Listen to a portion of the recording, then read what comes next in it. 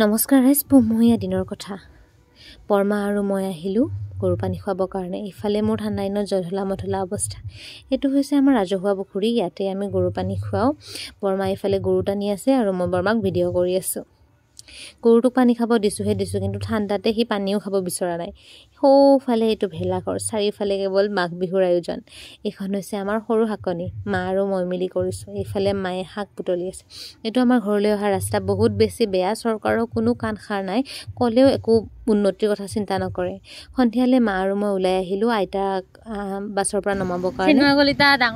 দেৱাশিষ কলিতা ডাঙৰ হ'ল, এতিয়া মোক চাইকেলত উঠাব পৰা হ'ল। আইতা আহি পোৱালৈকে ভাইটি আৰু মই ইফালকে অকণমান ঘূৰিলোঁ। আৰু এইটো আমি এইবাৰ মাঘ বিহুত খাম।